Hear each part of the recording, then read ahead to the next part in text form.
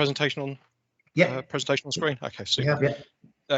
Yeah, my name's Simon Legg. I'm Head of Neighbourhood Services for BCP Council. I'll give you a rundown of winter service activities here in the conurbation.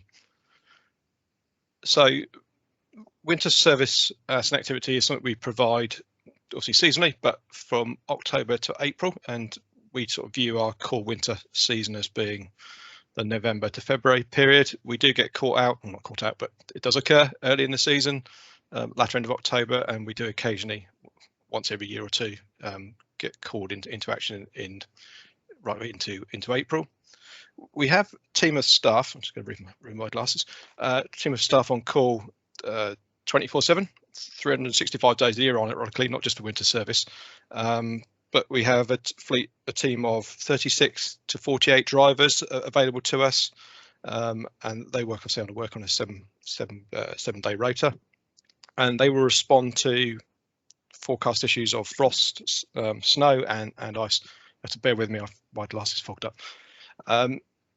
We have identified what we refer to as precautionary and resilience networks. So precautionary networks are all the main roads across the conurbation, access to schools, hospitals, bus routes, past fuel stations, major retail parks, supermarkets, and the like. So it's quite extensive section of the network. And the resilience network is much smaller. It's also referred to as the minimum winter network. The thinking behind this came about 12 years ago after sort of some severe weather events. I think it was 2010. Where a lot of our local authorities end up with salt shortages. So we've identified a much shorter network, which we will endeavour to keep open in the worst of the weathers. Sort of the last time we were working in that area was 2018, sort of beast in the east. That's really A roads, access to the hospital, emergency services, and in Poole, access from the A31 down to the port to try and keep freight moving. We do have the option to redeploy staff from other service areas when they're not running. Logistically, that could be challenging moving them around, but we do have a wider pool of staff to call upon sort of in emergency, and everything we do is shared with colleagues in Dorset and Hampshire. And I missed a bullet point out there, but just so you're aware, we take specialist weather forecasts which is specific to road surface conditions, not just air temperature and the like. So this will be looking at road temperature, salinity on the road from salt treatments, and that's driven from 12 weather stations we got across the conurbation. And at any point in time, I've got 24/7 access, and the team do to a weather forecaster to support us. So I thought it's worth just busting a few myths, but covering off a few myths. One of them, these are things that I get asked or sort of stated to me. So we can't, it's sort of implied that we always treat just based on road temperature or air temperature being freezing. That's not the case. This is a screen grab or the map there from 7 o'clock this morning. Shows part of Christchurch and Highcliffe. We knew part of the road there network was there, it was going to fall below freezing, but the roads were dry. There was no forecast hazard, so we didn't treat last night. Whereas tonight we're in a slightly different situation where we may be out on some parts of the network tonight. We actually put salt on the roads, not grit. It's often referred to as gritting. It's actually mined rock salt. The salt we're using in Bournemouth, Christchurch, Poole, and in Dorset as well comes across from Northern Ireland via Avonmouth docks and delivered down to us during the summer. Also get told, well, if you put salt on the roads, then that means it's safe to drive on. No, it's not the case. There's no guarantee on that one. And also, people sort of sometimes come up, well, I can't see the salt. I can't see the grit. Well, for it to be effective, it actually has to be in solution. So what we need to happen is the salt to interact with any moisture in the atmosphere or on the road to form a sort of a saline solution, and that's what in reality stops any ice performing. And again, when we've had problems in the past with weather conditions, people sort of sometimes assume they can't go out and help do things themselves, clear snow and ice from pavements or outside the school or outside the community centre. Yes, you can. Sensible, practical things to do is clearly don't use water because water freezes, but you can use salt if you got it, or even sharp sand is helpful. to give you some idea of the sort of scale of the operation, we've got 12 odd, 14 vehicles in the fleet, 12 gritting routes. We stock at the start of the season just over 3,500 tons, 3,500 tons of salt between our depots at Southcote Road and Hatch Pond Depot. That's enough for, in the worst of the conditions, to keep us going for a week to 8 days if we were in a scenario of running round the clock. But thankfully that doesn't occur, or it hasn't occurred for a number of years.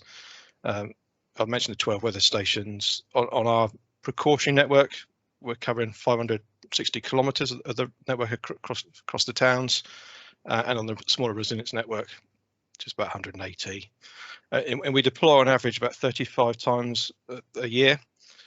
Most of those operations take place after the rush hour, so often we don't deploy to 7 p.m. or 8 p.m. or slightly later.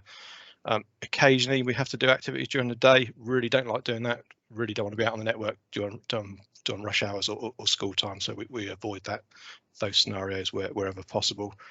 It does happen, and it's not something we like doing, because we just also get caught in the traffic as well.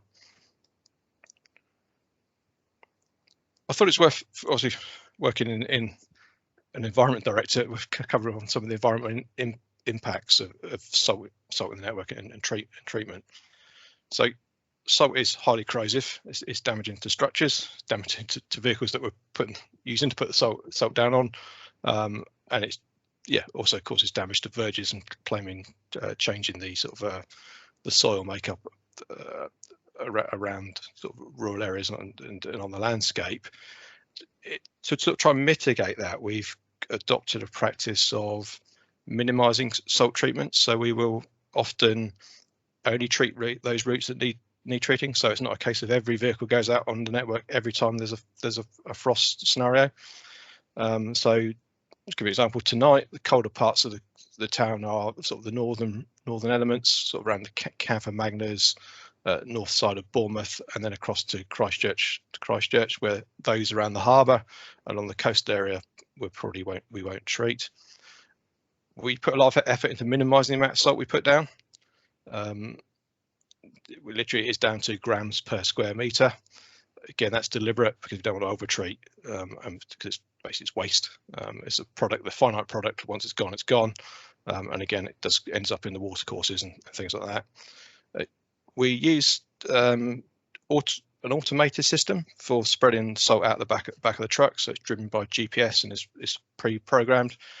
It's obviously safer for the drivers because obviously they can concentrate on driving and the traffic around them and the pedestrians, etc. But the GPS controls the volume of salt that comes out the back of the truck, the direction it's thrown from the back of the vehicle, and sort of how many lanes we're covering. Is it covering just the 1 lane, 2 lanes, 3 lanes, etc. That does mean we use less salt. It also means it's more accurate, and it's also useful because where it's tracked, we've also got that sort of an evidence base that we have treated. And as I said, we do everything we can to avoid unnecessary treatments. So today, it's probably we'll be out on parts of the network tonight, but we deferred that decision to sort of 6 o'clock this evening. The forecasts do change, so again, we could make a decision now and prime everything up to go and find that it's unnecessary. So where we can, we'll also defer decisions to the evening to reduce the demand there. There are some other sources of information on the PCP website. There's lots of guidance on winter service. It's turned itself into an industry.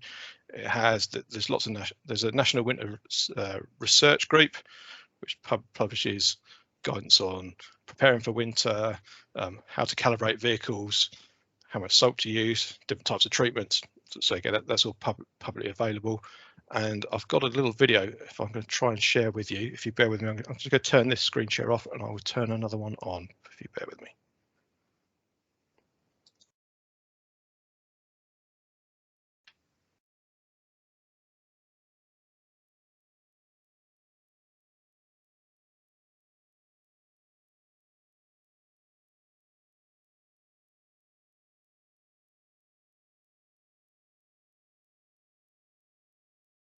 Where's the video gone?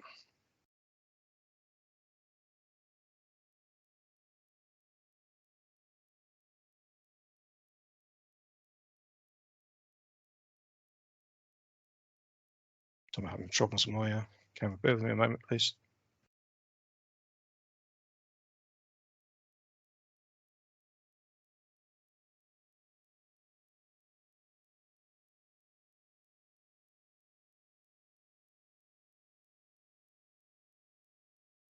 Share content.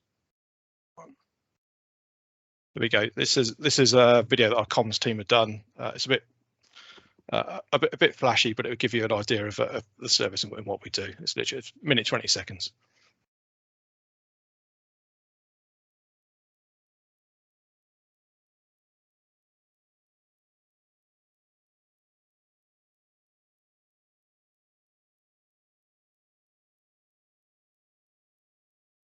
It's not on the screen yet, Simon. You did have it up a moment ago, Simon. Bear with me a second, folks. You lost it. Sorry. The wonders of technology. Bear with me.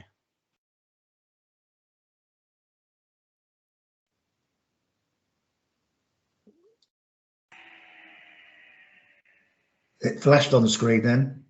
Right. Is it on the screen now? Yep. Yeah, we've got it now. I don't know whether the sound will work. We'll try.